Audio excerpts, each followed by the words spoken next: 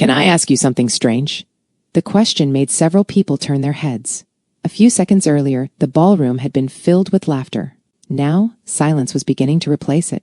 The charity event in Washington, D.C. was supposed to be a celebration. Community leaders, business executives, volunteers, and guests filled the room. Cameras flashed, conversations floated across the hall, everything felt normal. Until Jackson stopped smiling, which was unusual, because Jackson was the reason most people were smiling in the first place. He stood near the front of the room speaking with a small group of teenagers from his mentoring program. "Listen," Jackson said, pointing at one of them. "If your report card starts looking like a horror movie, don't call me asking for emergency motivation." The teenagers burst out laughing. "So you're saying you'll abandon us?" one of them joked. "I didn't say that," Jackson replied. "I'm saying I'll pray for you while questioning your decision-making." More laughter followed. That was Jackson. People trusted him because he never acted like he was better than anyone.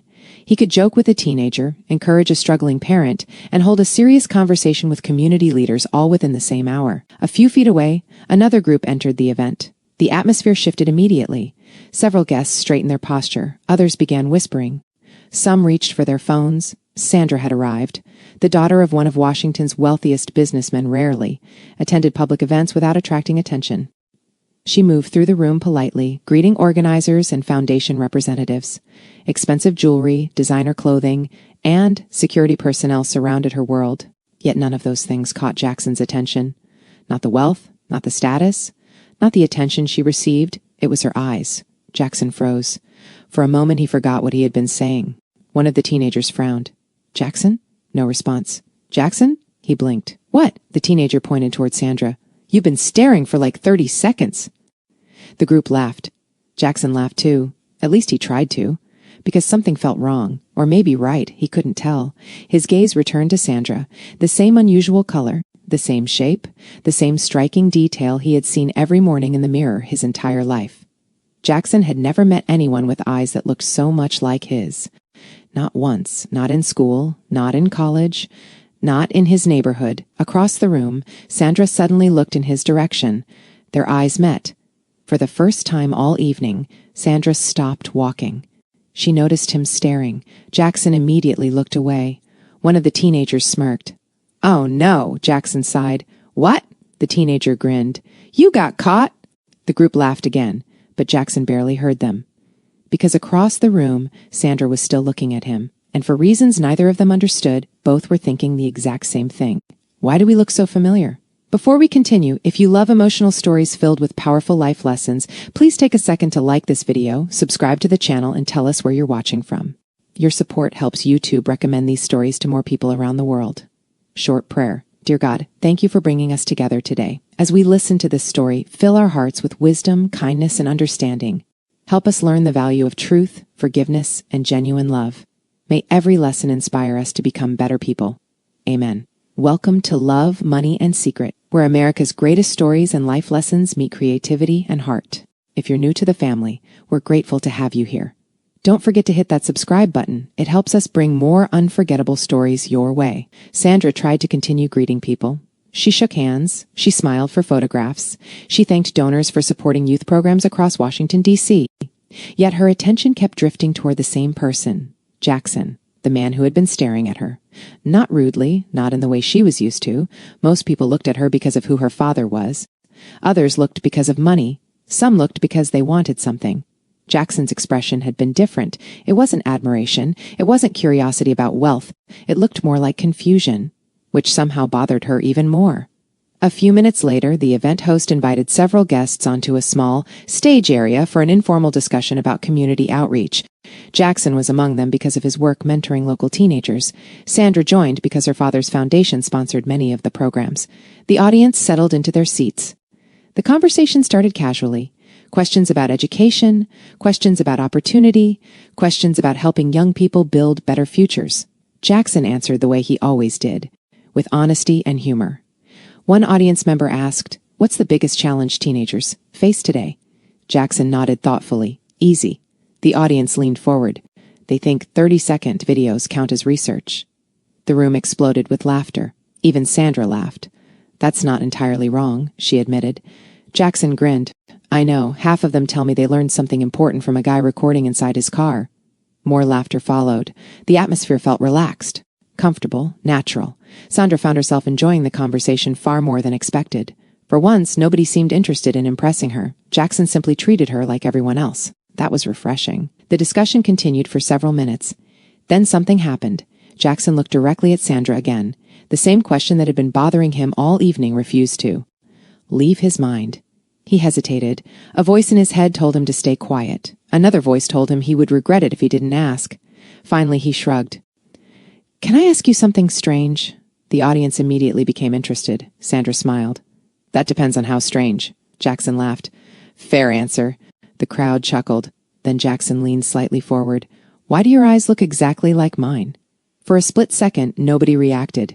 Then the room burst into laughter. Several people assumed it was another joke. Jackson laughed, too. Sandra laughed. The host laughed. Even some of the foundation representatives laughed. But Sandra's laughter stopped first. Her smile slowly faded, because the question landed differently for her. Much differently. A memory flashed through her mind, years earlier, standing in front of a mirror, asking herself a question she had never spoken aloud. "Why don't I look like anyone else in my family?" Sandra felt her stomach tighten. Jackson noticed the change immediately. His smile disappeared.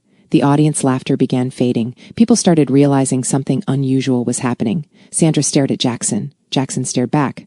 Neither spoke. The room suddenly felt much quieter than before. Finally, Sandra forced a small smile. "You know something?" Jackson raised an eyebrow. "What?" Sandra took a slow breath.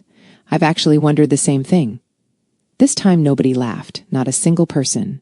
The host shifted uncomfortably. Several audience members exchanged confused glances. Jackson blinked. "What?" Sandra gave a nervous laugh. A real nervous laugh, not the polished public one people expected from a billionaire's daughter. "The eyes," she said softly. "I've noticed it too." Jackson sat back in his chair. For the first time all evening, he was speechless, because what had started as a harmless question suddenly didn't feel harmless anymore. Neither Jackson nor Sandra knew it yet. But one simple question asked in front of a crowd was about to uncover a truth that had been hidden for 30 years. And before this story was over, 2 lives, 2 families, and an entire future would change forever. Long before Jackson asked the question that changed everything, he was standing outside a community center in Washington, D.C., holding a basketball under one arm and a half-eaten sandwich in the other. A teenage boy walked past him with his hood low and his face tight. Jackson pointed at him.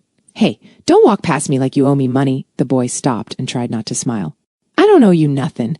"That's the problem," Jackson said. "You owe yourself a better attitude." 2 other teenagers laughed from the steps. Jackson tossed the basketball to one of them. "Court, 5 minutes. Anybody who loses has to explain why homework is allergic to their backpack." "Man, you always talking about homework," one teenager said. "Because homework is cheaper than trouble," Jackson replied, "and trouble comes with paperwork." That was why the young people listened to him. Jackson didn't lecture like a man trying to sound important. He spoke like someone who had walked the same streets, seen the same corners, and understood how quickly one bad decision could follow a young person for years.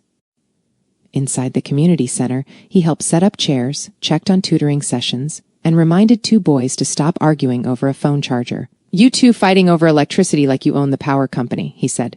"Share the charger before I make both of you write an essay called How I Lost My Dignity Over 2% Battery." The room burst into laughter, but beneath every joke, Jackson was serious. He cared. If a teenager missed school, he noticed. If someone looked hungry, he quietly found food. If a young person acted tough, Jackson listened long enough to hear the fear underneath it. That afternoon, one of the community workers handed him a flyer. "You heard about the charity event this weekend?" Jackson glanced at it. "Another one?" "This one is big." "Sponsored by one of those wealthy foundations downtown?" Jackson raised an eyebrow. "So I need to bring my good shoes?" "You need to bring your good behavior." Jackson placed a hand over his chest. "My behavior is always excellent. My patience is the one on probation." She laughed and walked away. Jackson looked at the flyer again. The event was supposed to raise support for youth programs across Washington, D.C., transportation help, tutoring support, mentorship, funding, summer programs. That part got his attention because he knew what those things meant. They could keep a teenager busy when the streets were calling. They could give a mother relief when bills were swallowing her paycheck. They could help a young person believe the future still had room for them. By Saturday evening, Jackson arrived at the charity event wearing his best suit and the same easy smile everyone knew. He greeted teenagers from the program, joked with volunteers, and thanked guests who promised to support the center. For a while, the evening felt simple. until the doors opened. People turned. Voices dropped. Sandra walked in surrounded by Foundation representatives and quiet security. Jackson noticed the reaction around her before he truly noticed her. Then he looked at her face. His smile faded. Not because of her wealth, not because of the attention, because of her eyes. For one brief second, Jackson forgot the room, the event, and the joke he was about to make. He only stared. Because Sandra had the same rare eyes he had seen in his mirror every morning of his life. This part ends with Jackson seeing Sandra for the first time at the charity event.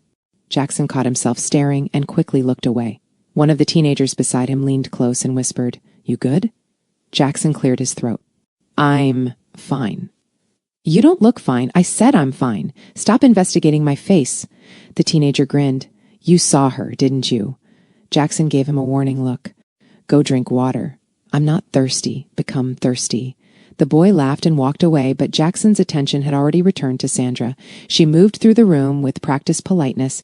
She shook hands, smiled for photographs, and thanked people for attending. She looked comfortable in public, but not relaxed. There was a difference, and Jackson noticed it. A Foundation representative guided her toward the community display table where Jackson stood. Sandra smiled first. "You must be Jackson." He nodded. "Depends who's asking." She laughed softly. "Sandra?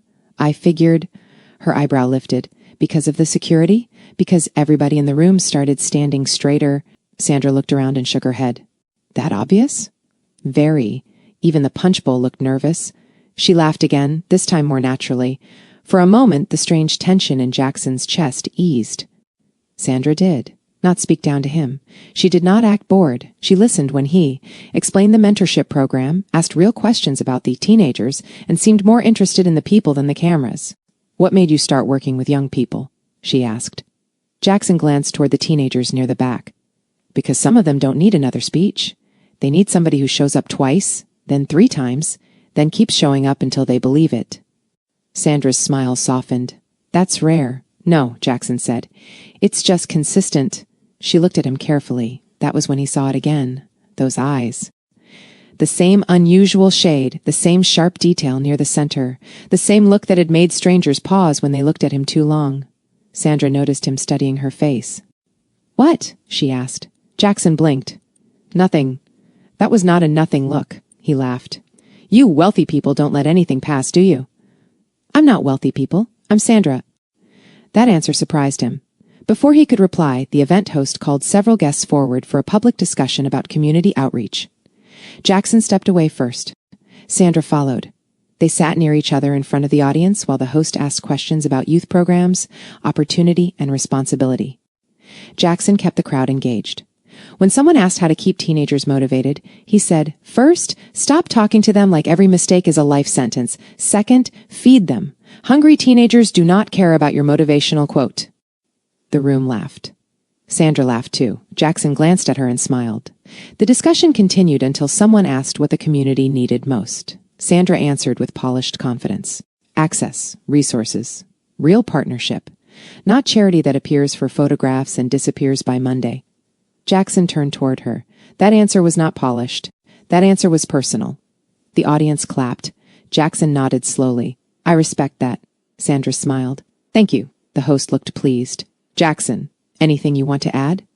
Jackson opened his mouth, ready to say something meaningful. Instead, the question that had followed him since Sandra walked in escaped before he could stop it. "Can I ask you something strange?" The audience chuckled. Sandra tilted her head. "How strange?" Jackson rubbed his palms together and smiled. "Strange enough that I might need to apologize after." A few people laughed. Sandra folded her hands. "Go ahead." Jackson looked directly at her. "Why do your eyes look exactly like mine?" The room broke into laughter. Someone clapped once. A teenager shouted, "Jackson, no!" Jackson laughed too, raising both hands. "I said it was strange." Sandra laughed with everyone else. But her laughter faded first. Her face changed. Not dramatically, just enough for Jackson to notice. Her smile held for one more second, then weakened. The audience quieted. Jackson leaned back slightly. Sandra stared at him as if the same question had been sitting inside her for years, waiting for someone brave enough to say it aloud. Finally, she said, "That's not as strange as you think." Jackson's smile disappeared. "What do you mean?" Sandra swallowed. "I've wondered that too." Nobody laughed this time. The host shifted in his seat. Jackson looked at Sandra. Sandra looked back. For the first time, neither of them seemed like strangers. The room stayed still around them. And in that stillness, a simple question became the beginning of a secret neither Jackson nor Sandra was ready to face. This part ends with Sandra admitting she has wondered the same thing about their eyes. 3 days after the charity event, Jackson was outside the community center helping 2 teenagers fix a broken basketball net when a sleek black car stopped near the curb. One teenager looked over and whispered, "Jackson, rich people have arrived." Jackson didn't turn around immediately. If they came to donate, smile. If they came to complain, point them toward somebody with a tie. The teenager laughed. The car door opened. Sandra stepped out. This time there was no stage, no cameras, no crowd watching her every move. She wore simple clothes, carried one small bag, and looked around the block like she wanted to understand it instead of judge it. Jackson finally turned. For half a second he said nothing. Sandra lifted one hand. "Hi." Jackson nodded slowly. "You know, most people call before entering a neighborhood like they're making a surprise inspection. I'm not inspecting anything." "Good. Because the basketball net is currently under surgery, and the doctor is unpaid." Sandra glanced at the teenagers holding the loose net and smiled. "Look serious." "One wrong move," Jackson said, "and somebody's jump shot may never recover." The teenagers laughed, but their eyes stayed on Sandra. They recognized her from the event. Some looked curious. Some looked suspicious. Sandra noticed. Jackson noticed her noticing. He stepped closer and kept his tone easy. "You came all the way here for the youth program?" Sandra took a breath. "Partly. That sounds like the polite version." She looked at him. "I also came because of what you asked me." Jackson's expression changed, but he did not make the moment heavy. "The strange question?" "Yes. I was hoping everybody forgot that."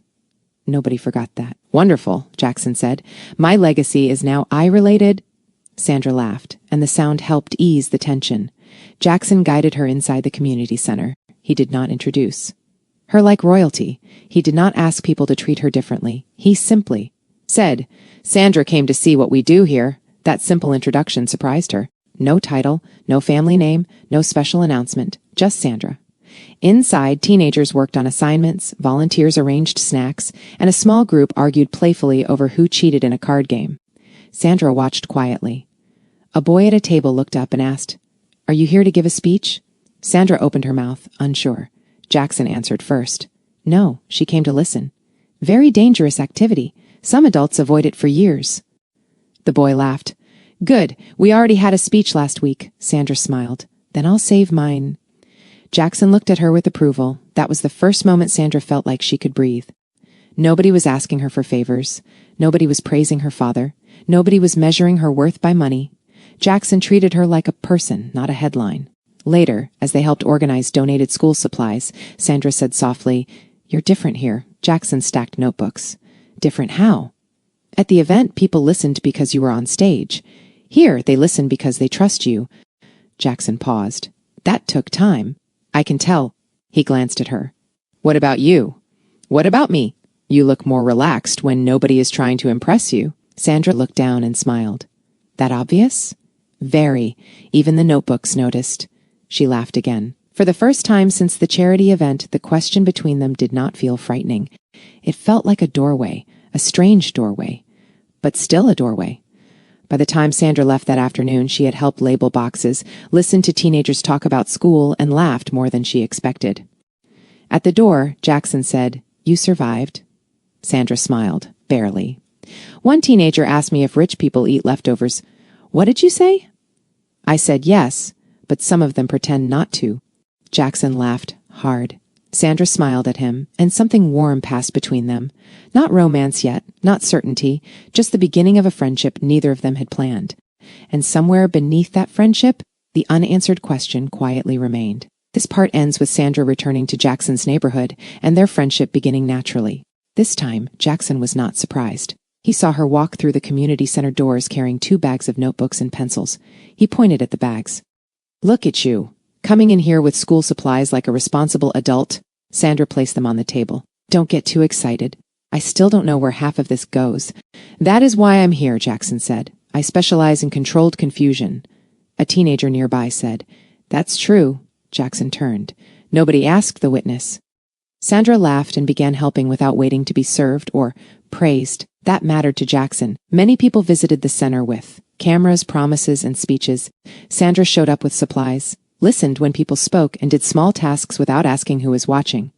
Over the next few weeks, she came more often. Sometimes she helped organize community projects. Sometimes she sat with teenagers while Jackson led group discussions. Sometimes she brought food and stayed after everyone left to help clean up. One evening, Jackson found her stacking chairs by herself. "You know you don't have to do that," he said. Sandra looked at him. "I know. Most people with your background avoid manual labor like it's a parking ticket." She smiled. "Maybe I'm not most people." Jackson picked up 2 chairs.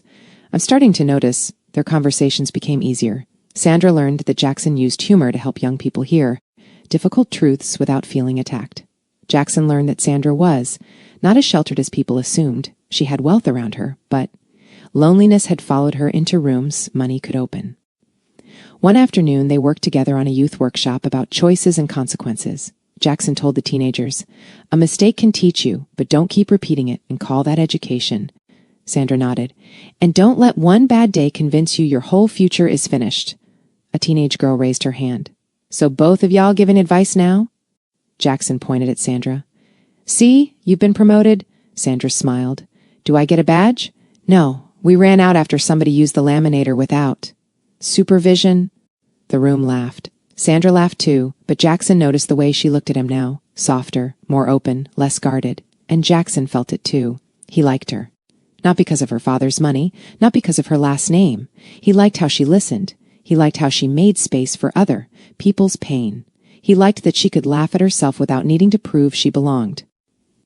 One evening, after the center grew quiet, Sandra stood near the doorway while Jackson locked the supply cabinet. She said, "Can I tell you something?" Jackson looked at her. "That depends. Is it about the missing markers?" "Because I'm still emotionally recovering." Sandra smiled, but it did not last. "I've always felt like there was something about my life people weren't saying." Jackson stopped moving. Sandra folded her arms, not from cold, but from discomfort. "When you asked me that question at the charity event, it scared me. Because it wasn't new to me. I've looked at old family photos. I've stood beside my father at events. I've stared at myself in mirrors. And sometimes I wondered why certain things about me didn't seem to match the story I was given." Jackson's voice softened. "Did you ever ask him?" Sandra looked away. "Once, years ago. What did he say?" "He said, families don't have to look alike to be real." Jackson nodded slowly. "That's true." "Yes," Sandra said, but the way he said it felt like he was closing a door, not answering a question. Jackson leaned against the table. For once, he had no joke ready. Sandra looked back at him. "I'm not saying I know anything. I'm not accusing anyone. I just know that when you asked why our eyes looked the same, it felt like someone had finally touched the one question I kept hiding from myself." Jackson took a slow breath. "I didn't mean to embarrass you." "You didn't," she said. "You made me feel less alone." That answer stayed between them. Quiet, honest, stronger than flirtation. Jackson looked at her with a tenderness he did not try to hide. "Sandra, whatever this is, we don't have to rush it." She nodded. "I know. But we also don't have to pretend the question disappeared." Her eyes lifted to his. "No," she said, "we don't." For the first time, the mystery was no longer just about resemblance. It was about memory, family, truth, and 2 people who were beginning to care about each other before they even understood what connected them. Before we continue, please take a moment to like this video, share it with someone who enjoys meaningful stories, and comment what you think Sandra should do next. Should she ask her father again, or should she search for the truth herself? Your comments help this story reach more people. This part ends with Sandra admitting she has always wondered about her past, while her friendship with Jackson begins turning into something deeper. 2 weeks after Sandra admitted she had always wondered about her past, Jackson found himself sitting across from her at a small table inside the community center after closing time. The teenagers had gone home, the chairs were stacked, the building was quiet. Sandra placed a folder on the table. Jackson looked at it, then looked at her. "That folder looks serious." "It is. Should I be worried?" Sandra tried to smile. "Maybe curious." Jackson leaned back. "Curious got us here in the first place." Sandra opened the folder carefully. Inside were copies of old family, documents, childhood medical records, and a few photographs from when she was younger. Jackson did not touch anything at first. He waited. Sandra noticed. "You can look?" "I know," he said. "I just don't want to treat your life like paperwork." That answer softened her face. She slid one document toward him. I started checking dates, nothing too deep at first, just small things, birth records, hospital forms, old medical notes, Jackson read quietly. Sandra pointed to one page. That hospital name appears more than once. Jackson nodded. Washington, D.C., yes. He looked up. That's where I was born, too. Sandra held his gaze. Neither of them spoke for a moment. Jackson set the paper down slowly. That could still mean nothing. I know, Sandra said. That's what I told myself. What changed? She pulled another document from the folder. This, Jackson read the page. It showed a corrected entry connected to Sandra's early records. A date had been changed. A section had been marked as incomplete. He frowned. Why would a childhood record be corrected years later? That's what I asked. And? Sandra's mouth tightened. I didn't get a clear answer. Jackson rubbed his jaw. Sandra watched him carefully. Have you ever looked into your own records? Jackson gave a short laugh, but it carried no humor. Not really. Why? Because I thought I knew my story. Sandra's voice became gentle. Do you? Jackson looked away. That question landed harder than he expected. He had grown up believing his history was simple enough. His early life had gaps, but he had never treated them like mysteries. Some families had missing details. Some stories came with silence. He had built his life on what he had, not what he lacked. But now Sandra was sitting in front of him with documents that seemed to point in his direction. The next day, Jackson began searching. He requested copies of old records connected to his birth and early childhood. He expected delays, maybe confusion, but not what he found. One form listed a time. Another listed a different time. One document had a note attached to it that said, "File incomplete." Another had a section crossed out so heavily he could barely read what had been there before. Jackson stared at the papers in his apartment that night, his phone pressed to his ear. Sandra answered on the second ring. Did you find something? Jackson looked at the pages spread across his table.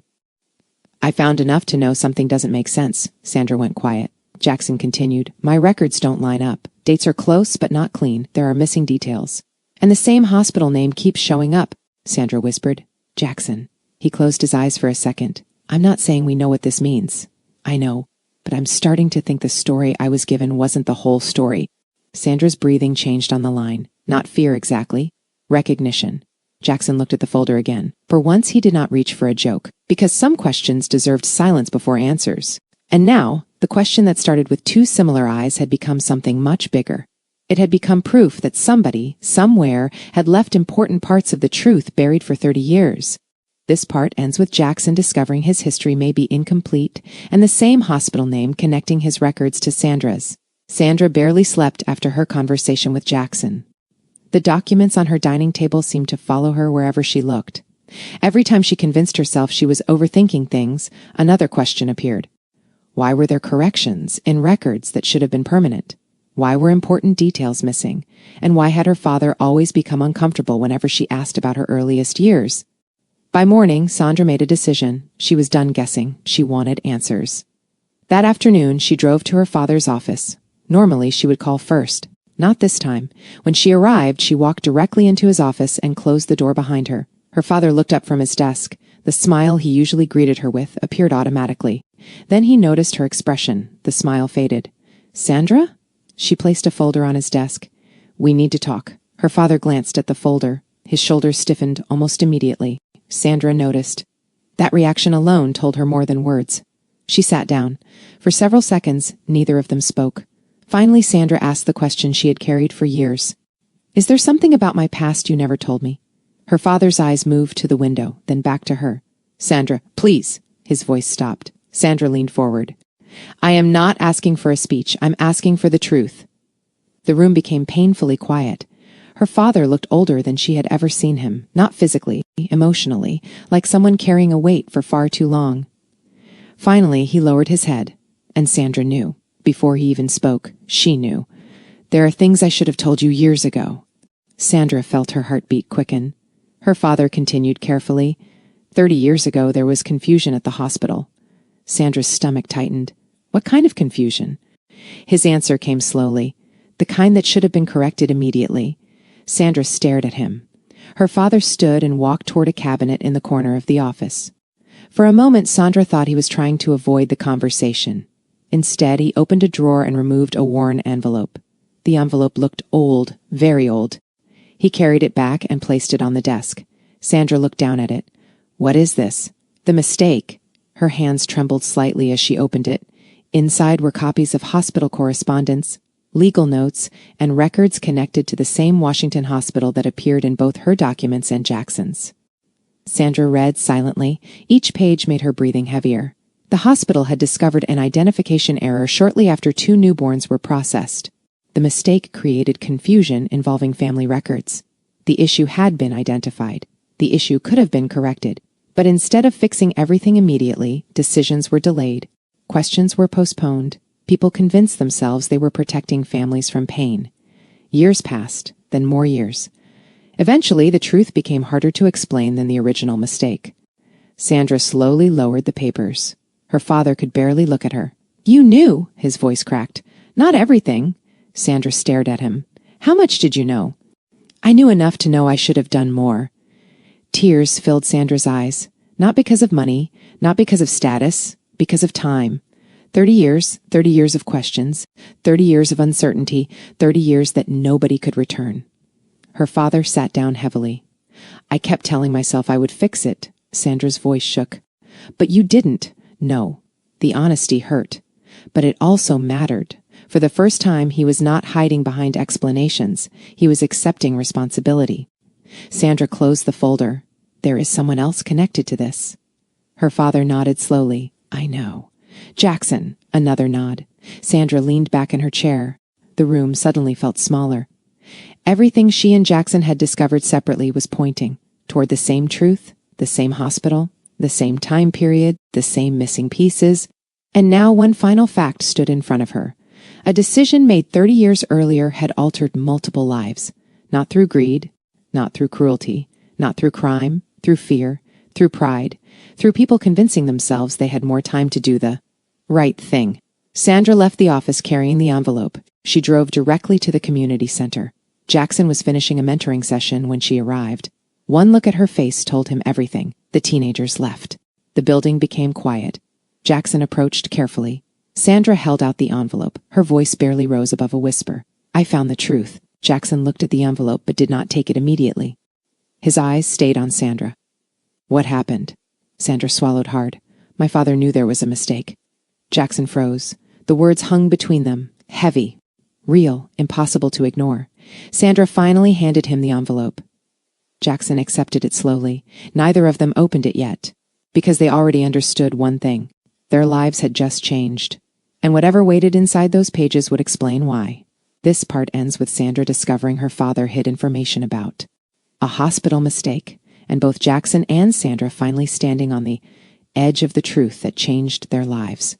Jackson did not open the envelope immediately. He held it in both hands while Sandra stood in front of him, waiting for his reaction. The community center was quiet now. The teenagers had gone home. The sound of traffic outside felt far away. Sandra's voice was low. Jackson, I'm sorry. He looked up. You didn't do this. No, but my family kept it hidden. Jackson glanced at the envelope again.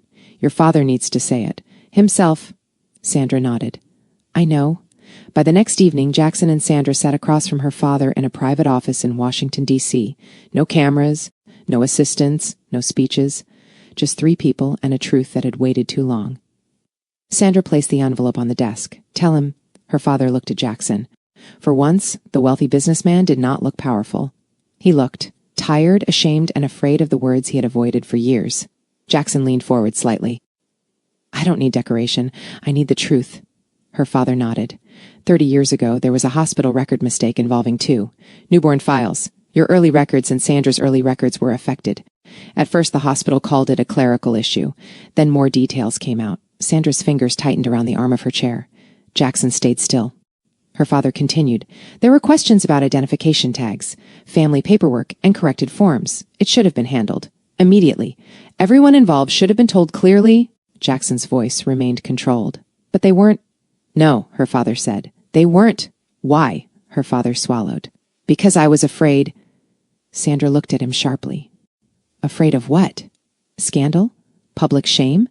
Losing the life I had built? Hurting people? I told myself waiting would protect everyone. Jackson gave a short, painful laugh. Waiting protected you. The words hit the room hard. Sandra's father lowered his eyes. You're right. Sandra's voice trembled, but she did not look away from him. So all these years, when I asked questions, you already knew there was more? I knew there were records I had not shown you. That is not the same as protecting me. No, he whispered. It was cowardice. Jackson looked at the old papers spread across the desk. So what exactly happened to my story? Her father took a careful breath. Your records were marked incomplete after the hospital confusion. Some details about your earliest days were never properly corrected. The truth became buried under paperwork, fear, and people hoping no one would ask again. Jackson's jaw tightened. Sandra turned to him. Jackson. He raised a hand gently, not to silence her harshly, but to steady himself. I built my life without these answers, he said. I became who I am. Without your money, your name, or your permission? Her father nodded slowly. I know. No, Jackson said. You don't. You know the papers. You don't know the nights a person spends wondering why parts of his life feel unfinished. The room went silent. Sandra's eyes filled with tears. Her father's voice broke. I am sorry. Jackson studied him for a long moment. Sorry is where truth starts. It is not where justice ends. Sandra looked at Jackson then, and something in her expression changed. Respect deepened into something stronger. Her father nodded. You are right. I will correct the records. I will make public what needs to be made public. I will take responsibility for what I allowed to remain hidden. Jackson stood slowly. I don't want your guilt dressed up as generosity. I understand. I want the truth fixed. I want every record corrected. And I want nobody in my community treated like their life is small enough to lose in somebody else's paperwork. Sandra stood beside him. I want the same. Her father looked at both of them. For the first time, he seemed to understand that money could not buy his. Way out of this moment. Only honesty could begin repairing it. Jackson picked up the envelope. Then we start with the truth. This part ends with Sandra's father admitting guilt privately and Jackson learning what really happened. The next meeting happened 2 days later. This time, it was not held in Sandra's father's private office. Jackson insisted they meet at the community center. If this truth affected my life, he told Sandra, then it can sit in the same place where I built myself. Sandra understood. Her father arrived without cameras, without a public relations team, and without the polished confidence people expected from him. Jackson noticed that immediately. Good, Jackson said.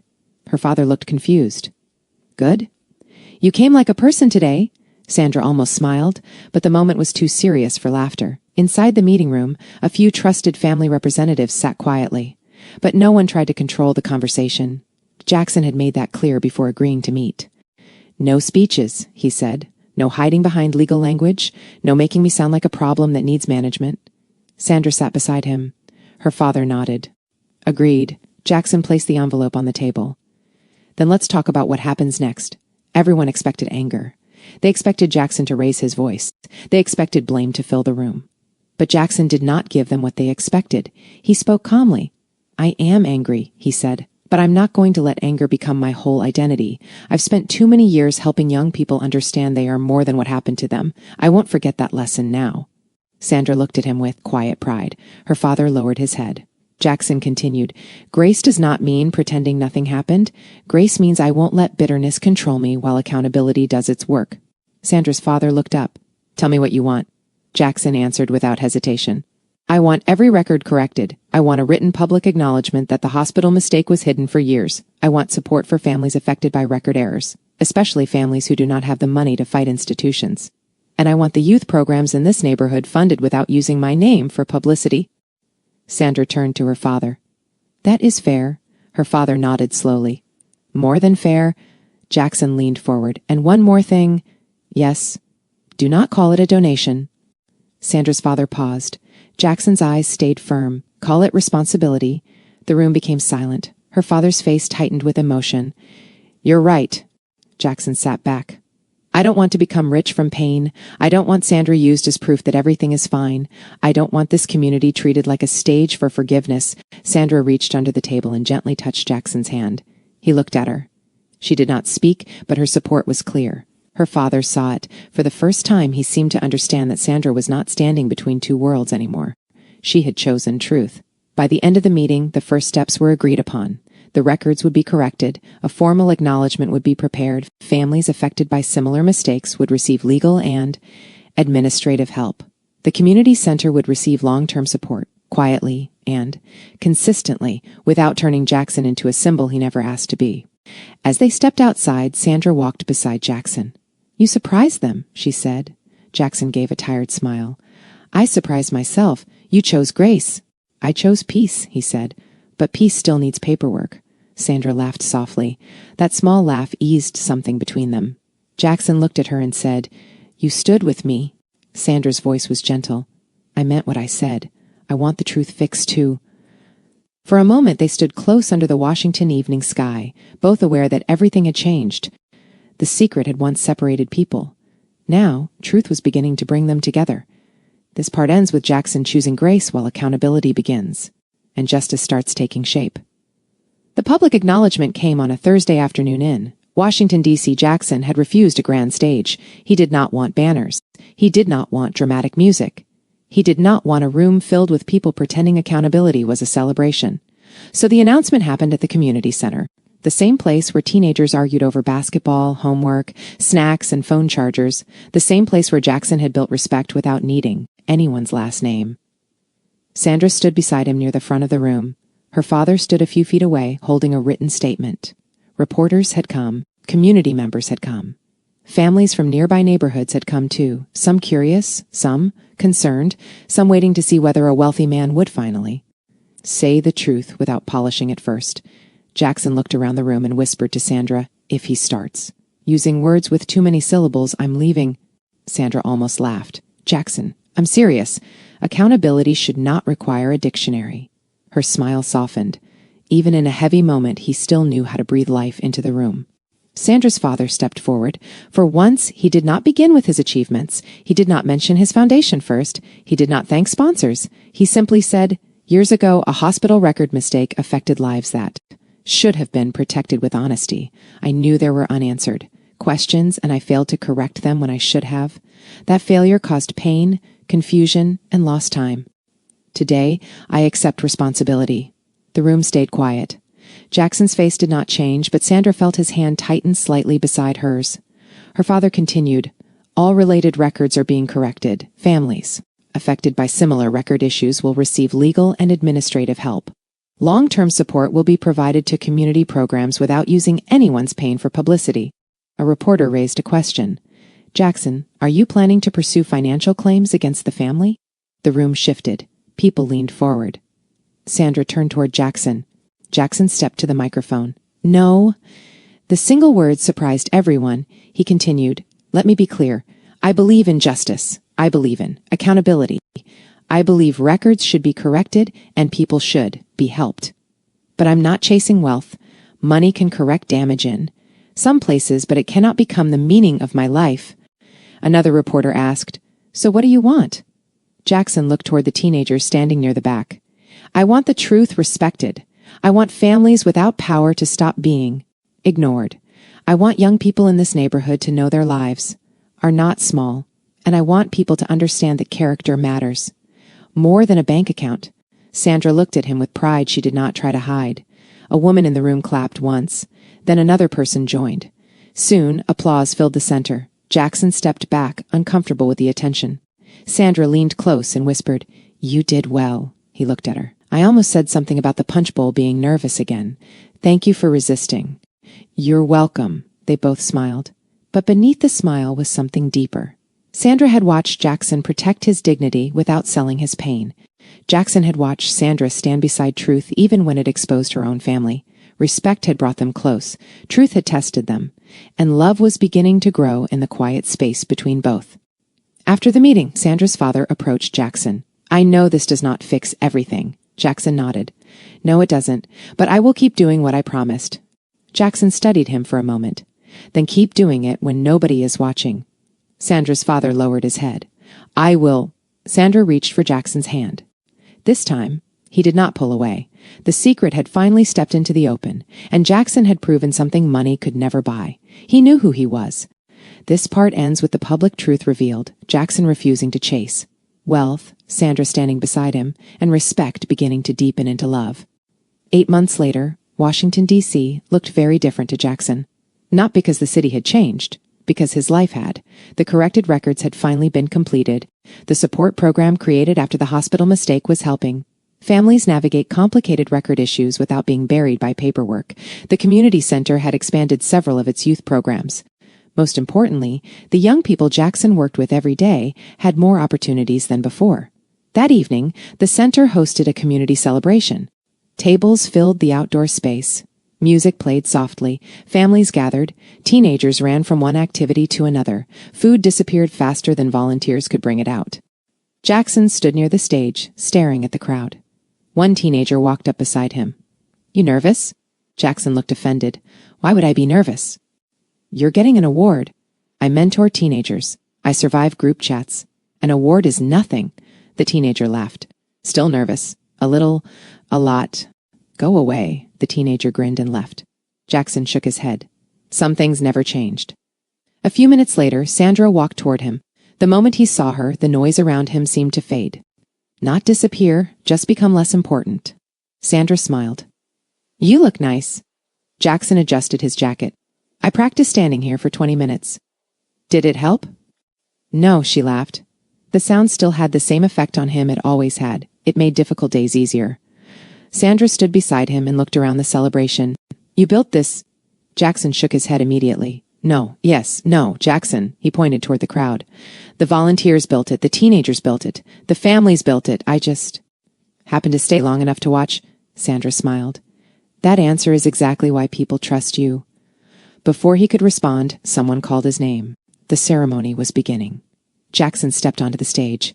The applause started immediately. He looked across the crowd. Children, parents, volunteers, teenagers, Sandra, and even her father. Not standing in front, not trying to take attention, just standing quietly among everyone else, exactly where he wanted to be. Jackson accepted the recognition with his usual discomfort. When the applause finally settled, he stepped toward the microphone. "I appreciate this," he said. "Even though public attention makes me itch." The crowd laughed. "Seriously, I'm grateful. But the truth is, this center works because people keep showing up for each other. That matters more than money, more than status, more than titles." The applause returned. Jackson looked toward Sandra. Their eyes met. This time, there was no mystery between them. No unanswered question, no hidden records, only understanding, only trust, only the future. When the ceremony ended, people surrounded Jackson. Photos, conversations, handshakes, stories. It took almost an hour before he finally escaped back toward the refreshment tables. Sandra was waiting. "You survived." "Barely. You looked good up there. I was one speech away from hiding behind a food truck." Sandra laughed. Then she reached for his hand. Naturally, comfortably, like she had done it 100 times before. Jackson looked down at their hands and smiled. Neither of them needed a dramatic declaration. The relationship had grown the same way their friendship had grown. Slowly, honestly, with respect. A community volunteer walked over and grinned. "I still can't believe this." Jackson raised an eyebrow. "Believe what?" The volunteer pointed between him and Sandra. "You. A community mentor. Her. A billionaire's daughter." Sandra laughed immediately. Jackson shook his head. "You make it sound like we met in a science experiment." The volunteer laughed. "No, seriously, how did this even happen?" Several people nearby turned to listen. Sandra squeezed Jackson's hand. The same hand she had reached for during the hardest moments. The same hand she now held without hesitation. Jackson looked around the crowd. He saw people smiling. People healed. People reunited. A family no longer divided by silence. A community stronger than before. Sandra looked at him expectantly. Jackson smiled. "Honestly?" The crowd leaned closer. "It all started because I asked a question everybody else was afraid to ask." The crowd burst into laughter. Sandra laughed too. The kind of laugh that came from peace. Not uncertainty, not confusion. Peace. As the evening continued, Jackson looked around at everything that had changed. Truth had finally come into the light. Responsibility had replaced excuses. Justice had begun through accountability and action. Love had grown through respect instead of wealth. And family had become stronger through honesty instead of status. The greatest lesson was not about money. It was not about influence. It was not even about the secret. It was about courage. The courage to ask difficult questions. The courage to tell the truth. And the courage to choose forgiveness without abandoning accountability. Before you go, if this story touched your heart, please like this video, subscribe to Love, Money, and Secret, and share this story with someone who believes honesty, character, and love still matter. Tell us in the comments What lesson stayed with you the most? And in a community center filled with laughter, hope, and second chances, Jackson and Sandra stepped forward together into a future neither of them had expected, but both were grateful to have found.